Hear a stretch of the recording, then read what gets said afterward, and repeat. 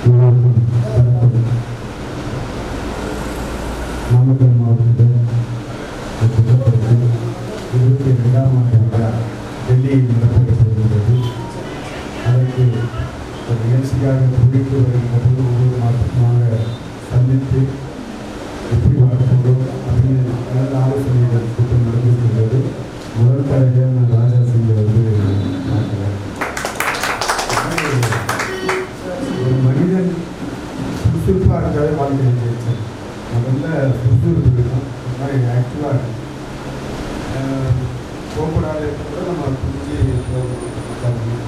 வாழ்க்கை அவருடைய குருநாதர்கள் பற்றி சொல்லுவாங்க. சாதாரண நிகழ்ச்சிக்காக தெரிவிக்கக்கூடிய தூரத்துக்கு சங்கம் சங்கியில் பிறந்து வளர்ந்து எனக்கு நாமக்கல் வழி வளர்ந்தீங்கன்னா அதை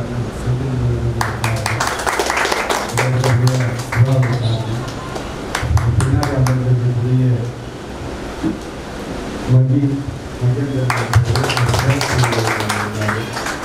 என்னுடன் சென்னையில் இருந்து நேற்று பொழுது காலை 4 மணிக்கு புறப்பட்டோம். உட்காந்து நாங்கள் கூட்டங்கள் நல்ல பாலா மாநில அமைப்பாளர் என்ன தெரியல. உங்களுடைய தொழில் எல்லாமே சங்கத்தை பற்றி பேசிட்டாங்க மாதிரி நான் பேசி நேரத்தை வீணாக கொடுக்குறேன். நம்ம ஏதோ குடும்பத்தோட சந்தோஷமா இருக்கிறோமா, வசதி வாய்ப்புகளோட இருக்கிறோமா, இருக்கிறோம் இல்லைன்னு சொல்லுங்க. இல்லையா?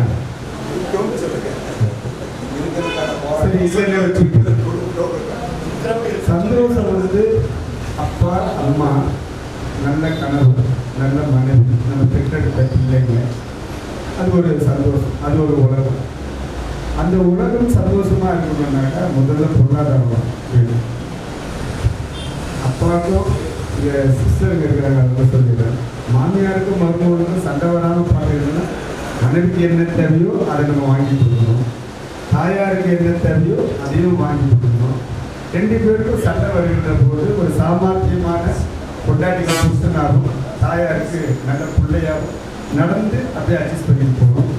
என் தாயார் உயிரோடு இருக்கிற வரையும் நான் அப்படிதான் பண்ணேன். அதனால நான் அட்ஜஸ்ட் பண்ணேன். எந்த இடத்துலையும் நான் தாயாரை விட்டு கொடுத்தது கிடையாது. எனக்கு மனைவின்ற ஒரு அடையாளத்தை கண்டுபிடிச்சு கொடுத்தது யார் சொல்றது? என்னுடைய தாயார் வந்து இங்கே ஒரு பொண்ணு இருக்குதுடா, நல்ல பொண்ணுடா, உங்களுக்கு பேசி முடிக்கலாமா சொன்னது என்னுடைய தாயார். ஆனால் வருங்கால மனைவிக்கு அது தெரியாது. ஆனால் மனைவி வந்த பிறகு கணவனோடு ஆசையாக பாசமாக பேசணும்னு நினைக்கும் போது இடையூறாக இருக்கிறது தான் மாமியாரையும் மாமனாரையும் எல்லாரும் சொல்கிறதுக்காக கிடையாது. அதுக்கப்புறமா அவங்களுக்கு ஒரு குழந்தை பிறந்ததுக்கு தான் கூட மாட துணைக்கு நமக்கு யாருமே இல்லையே அப்படின்னு நினைக்கும் போது தான் மாமியாரோட அருமை ஏங்க நான் பதிவு பண்ணுறேன்னா சகோதரிகள் நிறுத்துறீங்க. ஒரு சாமர்த்தியமான புருஷன் அப்படின்பாரு நம்ம வானத்தில் தூரம் ஒன்று பிடிக்கல. எடுக்கிற விஷயத்தை சரியாக செஞ்சதை அவர் ஒரு சாமர்த்தியம் கொண்டாடி அம்மா அம்மா தானம்மா அப்படின்னு சொல்லிட்டு போனால் அந்த கோபம் தடிஞ்சிடும். என் அம்மா அப்படிதான் இருப்பா, என்ன அட்ஜஸ்ட் பண்ணி போக முடியாதுன்னா இல்லை அவங்க அம்மாவே சைக்கிள் இருக்காங்க, நீ அதுக்கு மேலே இல்லையா அப்படின்னு அந்த எண்ணம் உண்டு. இல்லை அரவணைக்கக்கூடிய இடத்துல அரவணைக்கும், புரிய வேண்டிய இடத்துல மருமகங்கள் புரிஞ்சிச்சுனாலே எப்போ அவங்க ஒரு தாயாக வந்து குழந்தைகளை ஸ்கூல் அனுப்பும் போது தான் இன்னொரு தாயோட அருமை பெருமை எல்லாமே தெரியும். நம்ம வீட்டில் பெண்களை வந்து ரொம்ப சட்டமாக வாழ்ந்துருப்பாங்க. இப்போ நான் வந்து எனக்கு அப்பான்ற அந்தஸ்தை கொடுத்தது என் பெரிய பொண்ணு. எனக்கு அப்பான்ற ஒரு அந்தஸ்தை கொடுத்தது என் மனைவி கொடுக்குது. என் குழந்தை தான் வந்து எனக்கு அப்பான்ற அந்தஸ்து.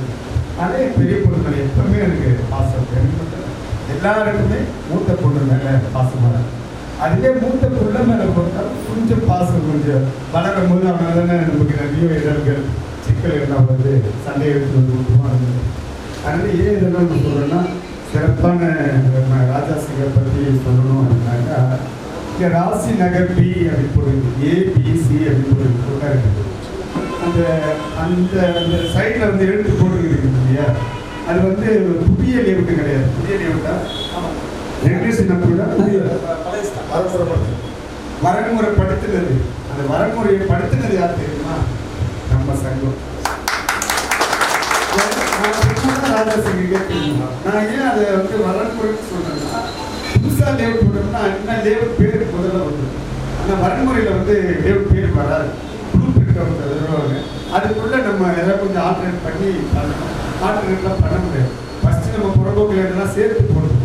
அந்த புறம்போக்கெல்லாம் பண்ணாமல் இருக்கணும். அது இந்த ரெகுலேஷனை கொண்டு வந்தது யாருன்னா அண்ணன் எடப்பாடியார் வந்து அவர் தான் இந்த திட்டத்தை கொண்டு போகணும். அந்த திட்டத்தை செய்யணும்னு சொன்னது எங்கள் சங்கம். என்னுடைய கூட போட்டாங்கன்னா ஒரு எம்எல்ஏவாக இருக்காரு. கூட போட்டாங்கன்னா ஒரு எம்எல்ஏ, நாங்கள் 4 பேர், அதில் ஒரு எம்எல்ஏவாக இருக்காரு. அப்போ எடப்பாடியார் இங்கே உட்காந்துருக்காரு, நான் இங்கே உட்காந்துருக்கேன். என்ன பண்ணால் சரியாக இருக்கணும் போது அண்ணன் 9/9/2016 பொதுநல வழக்கு மூலிமா இடைக்கால தலைவர் எங்கள் ஆளுகள்லாம் இன்ஸ்டால்மெண்ட்டில் லேவுட் போட்டிருப்பாங்க. மக்கள்கிட்ட பணம் வாங்கிட்டு இருப்பாங்க. நீங்கள் அப்ரூவல் வாங்கி தரணும்னா பணம் கட்டணம்னா கொதிச்சு போய் லேவுட் போட்டு சங்கம் போடுவாங்க.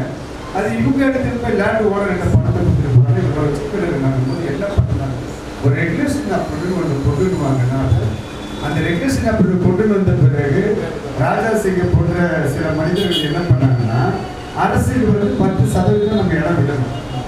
அரசுக்கு 10% இடம் விடணும். அந்த 10% எதுக்குன்னா, ஒரு புதிய மனையை போடுகின்ற போது அந்த வீடுகள்லாம் உருவாக்குகின்ற போது நம்மளுடைய குழந்தைங்க விளையாடணும் அப்படின்னு ஒரு பார்க் விடணும் அப்படின்னு. சில லேவல் போடுறதுலாம் பார்க் விட மாட்டாங்க. அதனால தான் இப்போ சிக்கல் காரணம். அப்போ அந்த பார்க் விடணும் போது இவரே நான் உதாரணத்துக்கு சொல்லிக்கிறேன், அவர் செய்ய போகிறதுன்னு வச்சுக்கிட்டேன். எங்காவது அந்த 10% எப்படி விட்டாங்கன்னா, இந்த லாஸ்ட்ல ஒரு 2.5%, இந்த லாஸ்ட்ல ஒரு 2% ஒரே இடத்துல 4 இடத்துல விட்டாங்க. அப்போ மறுபடியும் நான் போய் அண்ணன்கிட்ட சொல்கிறேன், ஆனால் இந்த மாதிரி 2% நீங்கள் வாங்குனீங்கன்னா எதுவுமே மக்களுக்கு பயனுள்ளதாக இருக்காது. மொத்தமாக ஒரே இடத்துல 10% வாங்குனீங்கன்னா அதில் ஒரு கோவில் கட்டிக்கலாம், ஒரு பார்க் உதவி கட்டிக்கலாம், ஃபியூச்சர் டெவலப்மெண்ட்டுக்காக ஏதாவது ஒரு தண்ணி டேங்க் கட்டிக்கலாம். அதுவும் நம்ம சங்கம் தான் கொண்டு வந்து இன்னைக்கு அதை வந்து 10% இடம் விடணும். ஆமாவா இல்லையா? 10% இடம் விடணும். அதனால் நீங்கள் சம்பாதிக்கிறதுக்கு உண்டான முயற்சிகளை பண்ணுங்க. ஏதாவது ஒரு கஸ்டமர்கிட்ட அவன் ஃபஸ்ட்டு வாங்குவானா வாங்க மாட்டானான்னு நம்ம தெரிஞ்சுக்கணும். ஒரு வேனில் நீங்கள் எல்லாரும் இங்கே ஸ்டாப் இருக்காங்களா? ஒரு வேனில் நம்ம 20 பேர் கொண்டுட்டு போகிறோம். அதில் ஒருத்தர் ஃப்ரீயாக டீ குடிக்கணும்னு வருவான். நீங்கள் ஏதாவது சாப்பாடு வாங்கி கொடுத்தா அதை சாப்பிட்றதுக்கு ஒருத்தன் வருவான். ஆனால் அவன் தான் மொத்த பேருமே கெடுத்துடுவோம். அவங்க கையில் காசு இருக்காது. இது நல்ல நேரம் இல்லைங்க, இது ஏதோ டெவலப் ஆகிற மாதிரி தெரியல, என்னங்க பொட்டை காடாக இருக்கும். அதை பார்த்து பக்கத்தில் இருக்கிற பையன் கொடுக்கும். ஆனால் அவனை சாமர்த்தியமா இங்கேயே டீயை வாங்கி கொடுத்துட்டு டிஃபன் ஆகுதுப்பா சாமி நீ வீட்டுக்கு போடா அப்படின்னு சொல்லி, அதாவது நான் நல்லா இருப்பேன், என்னை பார்த்து பக்கத்தில் இருக்கக்கூடிய செஞ்சிடணும், நல்லா வரணும். அதனால் அவரு கெட்டவன்றதுக்காக என்னையும் அப்படி கொண்டு போடுவாங்க. நான் நிறைய மேடைகளை சொல்றது பணக்காரன் கூட பழகுங்க அப்படின்னு சொல்லி. பணக்காரன் கூட பழகினா என்ன புத்தி வரும் நமக்கு? பணக்கார புத்தி வரும். எப்படி நம்ம சம்பாதிக்கணும், எப்படி நம்ம சம்பாதிக்கணும். அதுவே ஒரு ஏழ்மையாக இருக்கிறவங்களோட பழகினா என்ன வரும்? எப்போ பார்த்தாலும் எனக்கு என் பொண்ணு சண்டை, எனக்கு எங்கள் அப்பாவுக்கு சண்டை, வாங்கின கடனை கொடுக்கல. இது வளர்ச்சியை வருமா? அதனால் அவனை எங்கே வைக்கணுமோ நம்ம அங்கே வச்சுக்கணும். பணக்காரனுடைய புத்தி நம்ம கூட இருந்தால் வசதியாக இருக்குது. வசதி இருந்தால் மட்டும்தான் நடந்து போகிறோம். ஒரு சைக்கிள் வாங்கணும்னு தோணும். இப்போ இவரே உங்களோட ஆசை வார்த்தை சொல்லி இந்த மனை பார்த்தீங்கன்னா உங்களுக்கு இதை தருவேன் அதை தருவேன்னு சொல்லுவார். ஆனால் செஞ்சிருவார். ஆனால் அவருக்கு உங்களுக்கு சிறிய லாபம் கிடைக்குதுன்னா அவருக்கு ஒரு பெரிய லாபம் கிடைக்கும். இவரை விட இடத்த கொடுக்குறவங்களுக்கு அதை விட பெரிய லாபம். ஆனால் ஒரு இடத்த கொடுக்குறது யார்? அரசா கொடுக்குறது. ராஜா சிங்க தான் கொடுக்குறாரு.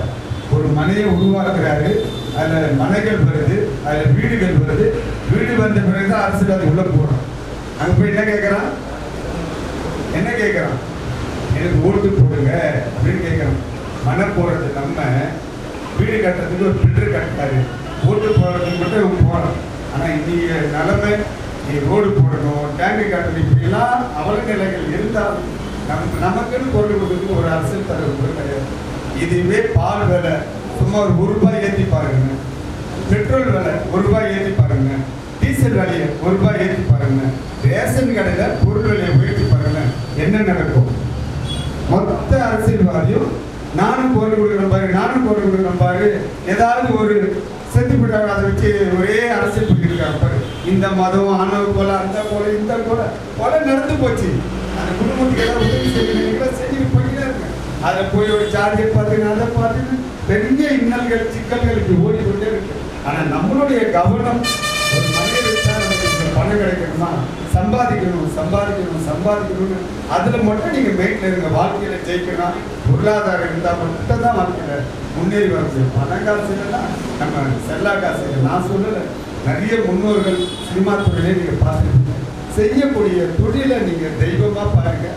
நான் ஒரு சாதாரண ஒரு கூலிக்காரனா இருந்து, ஒரு கான்ட்ராக்டுக்காரனா இருந்து, என்னுடைய 3 குழந்தைகளுக்கு ஒரு சரள கூட வாய்ப்பு கொடுக்க முடியாத இருந்த சூழ்நிலை. நான் கடினமான உழைப்பாளி. ஆனால் சம்பாதிக்கிற வருமானம் போதிய வருமானம் எனக்கு பத்தலை. கான்ட்ராக்டுக்காரன் தான். என் மனைவியே நான் ஏமாற்றி தான் கல்யாணம் பண்ணிக்கிறேன். எப்படி பண்ணீங்கன்னா அது என் தாயாருடைய முயற்சி. ஏன்னா என் பிள்ளைக்கு ஒரு நல்ல மருமகம் வேணும். நல்ல மருமகம் கிடைச்சிட்டா நான் போய் கூலி வேலை செய்யணும்னு சொன்னால் எந்த மனைவி எனக்கு கல்யாணம் பண்ணி போகிறேன். அதே என் தாயார் வந்து கான்ட்ராக்டுக்காரு அப்படி வரும் இப்படி வருங்காங்க. ஆனால் என் மனைவிக்கு போட வேண்டிய இடத்துல எங்கள் அண்ணன் இல்லைடா, நம்மளோட கஷ்டமான ஃபேமிலி, என் உழைப்பு மேலே எனக்கு நம்பிக்கை இருந்தான். என் மனைவியை நான் ராணி மாதிரி பார்த்துப்பேன்னு சொல்கிறேன். நல்லா பார்த்துப்பேன்னு சொன்னேன். இன்னைக்கு நான் நல்லா பார்த்துப்பேன். நம்பிக்கை இருக்கு. வாழ்க்கையில ஜெயிச்சிருன்ற நம்பிக்கை எனக்கு இருக்கு. உங்களுக்கு எல்லாருமே இருக்கா? இருக்கா? அப்போ இந்த நாள் நீங்க எழுதி வச்சுக்கீங்க. மினிட் இருந்துன்னா இன்னைக்கு என்ன டேட்டுன்னு தெரியும். அடுத்த வருஷம் அந்த மினிட்டை தட்டினா தெரியும். அந்த மினிட்டும் இங்கே இல்லை. மினிட் இல்லாததுக்கு காரணம் கவனக்குறைவு யாரு? செந்தில் முருகன் காரணம். செந்தில் முருகனுக்கு அடுத்தபடியாக காரணம் சிவாவோட காரணம். இவங்க 2 பேருக்கு மேல ராஜா சிங்கோடைய காரணம். ஒரு நோட் புக் எழுதுன்னா இந்த கூட்டம் அடுத்த வருஷம் தெரியும் இல்லையா, எப்போ போடுறது, அடுத்த மாசம் தெரியும் இல்லையா. இல்லைன்னா எப்படி தெரியும்? இன்னும் கொஞ்ச நேரத்தில் அந்த 2 பேனரும் மழைக்காக சேர்த்து போடுவாங்க. அந்த பேனரை சேர்த்து போடுவாங்க. அடையாளமே நமக்கு தெரியாது. போட்டோ எடுத்தால் அந்த போட்டோவில் டேட்டு வருமா? வராது. நீங்க உங்களுடைய எல்லாருடைய நம்பரும், சில பேர் எல்லாருடைய நம்பரும் அவருக்கு கிடைக்கும். அதில் ஒரு மினிட் இல்லை, இதுக்கப்புறம் நீங்க முயற்சி பண்ணுங்க, பரவாயில்ல. அது அடிப்படையாக நம்ம என்ன செய்யணுமோ அதை நம்ம சரியா செஞ்சோம் மட்டும்தான் வாழ்க்கையில் படிப்படியாக நம்ம போக முடியும். சரளக்கு கதையா வந்தா அப்படின்னா அன்னைக்கு இருந்த காரணம் இன்னைக்கு கடவுள் புண்ணியத்தில் 2 பொண்ணுங்களுக்கு நான் கல்யாணம் பண்ணிட்டேன். ஒரு பையன், 2 பொண்ணுங்க. எங்கள் வம்சத்திலேயே பொண்ணுக்கு கல்யாணம் பண்ணி கொடுக்கும் போது கார் வாங்கி கொடுத்ததில்லை. நான் 2 பசங்களுமே 2 கார் வாங்கி கொடுத்துருக்கேன். என் பையன் காலேஜ் படிக்கிற காலத்தில் எனக்கு 2 காரு 2 டிரைவர் இருக்கிறாங்க. ஒரு நாள் கூட அவங்க காலேஜுக்கு நான் வந்து காரில் அனுப்பிட்டு கிடையாது. பஸ்ஸில் தான் அவங்க காலேஜுக்கு போவான். காலேஜ் முடிஞ்ச பிறகு தான் அவனுக்கு பைக்கே வாங்கி கொடுத்தேன். இப்போ ஒரு இடத்துல டெவலப்பர்கிட்ட வேலைக்கு போனால் அவன் என் மாப்பிள்ளை மாதம் 30,000 சம்பாதிக்கலாம். அவனுக்கு ஒரு காரை வாங்கி கொடுத்தேன். ஏன் படிப்படியாக நம்ம இதை சொல்கிறோம் அப்படின்னு பார்த்தீங்கன்னா, வாழ்க்கையில் நம்ம மேலே மேலே போனால் தான் நம்ம குடும்பத்தை அந்த நிலைக்கு கொண்டு வர முடியும். நம்ம எதிர்பார்க்குற லைஃப்பை குழந்தைகளுக்கு நம்ம கொடுக்க முடியும். அதில் நீங்களும் கொஞ்சம் கவனமாக இருந்து போட்டுக்கிற மனைகளை சுத்தமான மனைகளான்னு பாருங்கள், லீகல் பாருங்கள்.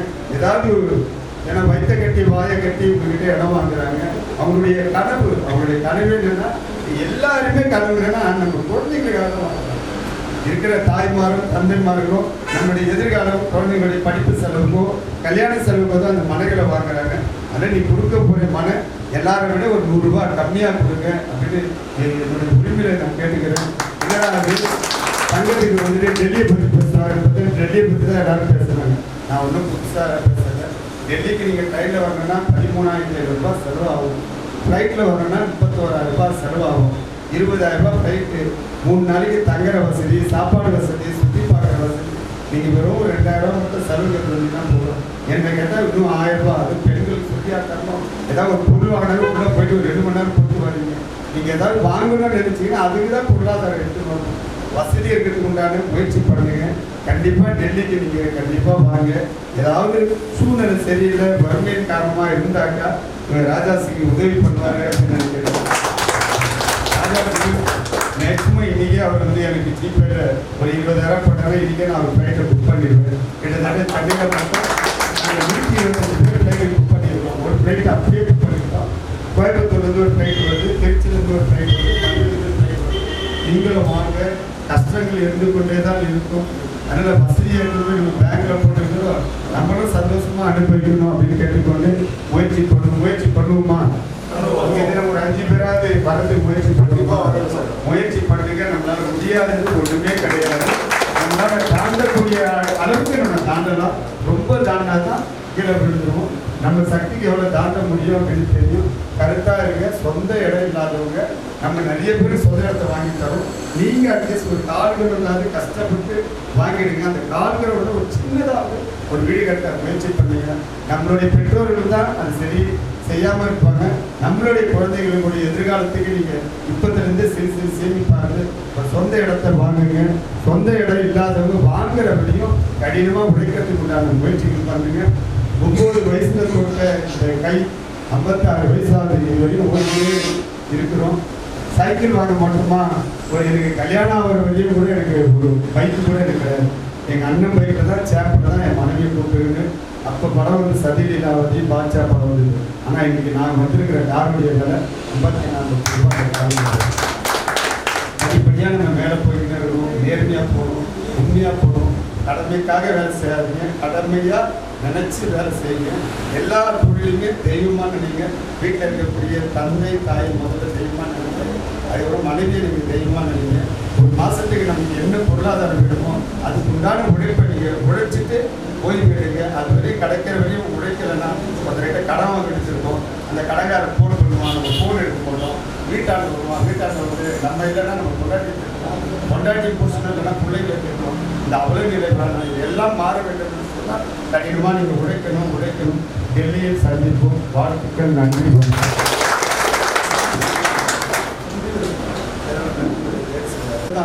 என் மனைவியே நான் ஏமாற்றி தான் கல்யாணம் பண்ணிக்கிறேன். எப்படி பண்ணிங்கன்னா அது என் தாயாருடைய முயற்சி. ஏன்னா என் பிள்ளைக்கு ஒரு நல்ல மருமகம் வேணும்.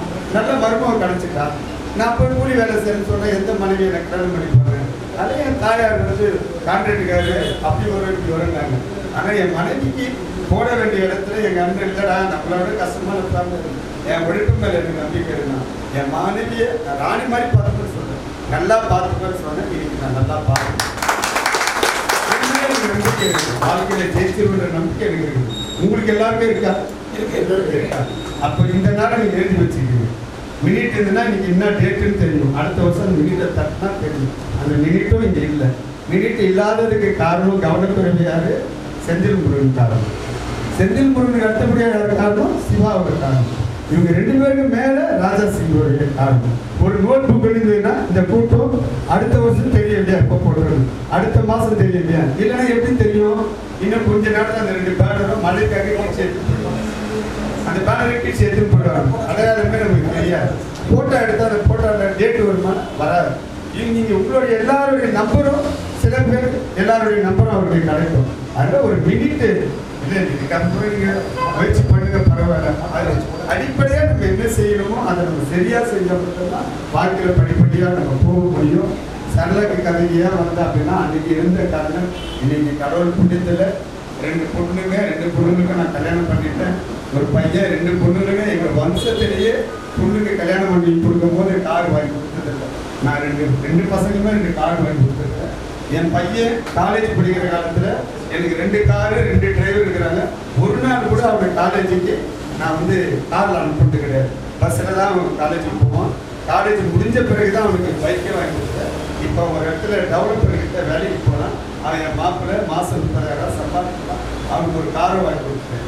ஏன் படிப்படியாக நம்ம இதை சொல்கிறோம் அப்படின்னு பார்த்தீங்கன்னா வாழ்க்கையில் நம்ம மேலே மேலே போனால் தான் நம்ம குடும்பத்தை அந்த நிலைக்கு கொண்டு வர முடியும். நம்ம எதிர்பார்க்குற லைஃப்பை குழந்தைகளுக்கு நம்ம கொடுக்க முடியும். அதில் நீங்களும் கொஞ்சம் கவனமாக இருந்து போட்டுக்கிற மனைகளை சுத்தமான மனைகளான்னு பாருங்கள். லீகல் பாருங்கள். ஏதாவது ஏன்னா வயிற்ற கட்டி வாயை கட்டி உங்ககிட்ட இடம் வாங்குறாங்க. அவங்களுடைய கனவு என்னன்னா எல்லாருமே கனவு என்னன்னா நம்ம குழந்தைங்களுக்காக வாங்குறாங்க. இருக்கிற தாய்மாரும் தந்தைமார்களும் நம்மளுடைய எதிர்காலம் குழந்தைங்களுடைய படிப்பு செலவுக்கோ கல்யாண செலவுக்கோ தான் அந்த மனைகளை வாங்குறாங்க. அதில் நீ கொடுக்க போகிற மனை எல்லாரும் விட ஒரு 100 ரூபா கம்மியாக கொடுங்க அப்படின்னு என்னுடைய உரிமையை நான் கேட்டுக்கிறேன். ஏன்னா அது தங்கத்துக்கு வந்துட்டு டெல்லியை பற்றி பேசுகிறாங்க. டெல்லியை பற்றி தான் எல்லாரும் பேசுகிறாங்க. நான் ஒன்றும் புதுசாக பேசுகிறேன். டெல்லிக்கு நீங்கள் ட்ரெயினில் வரணுன்னா 13,500 ரூபாய் செலவாகும். ஃப்ளைட்டில் வரணுன்னா 31,000 ரூபாய் செலவாகும். 20,000 ரூபாய் ஃப்ளைட்டு, 3 நாளைக்கு தங்குற வசதி, சாப்பாடு வசதி, சுற்றி பார்க்குற வசதி. நீங்கள் வெறும் 2,000 ரூபா மட்டும் செலவு கட்டுறதுன்னா போதும். என்ன கேட்டால் இன்னும் 1000 ரூபா. அது பெண்களுக்கு சுற்றியாக தரணும். ஏதாவது ஒரு பொருள் வாங்கினாலும் உள்ளே போயிட்டு ஒரு 2 மணி நேரம் போட்டு வரீங்க. நீங்கள் ஏதாவது வாங்கணும்னு நினச்சிங்கன்னா அதுக்கு தான் பொருளாதாரம் எடுத்து வரணும்.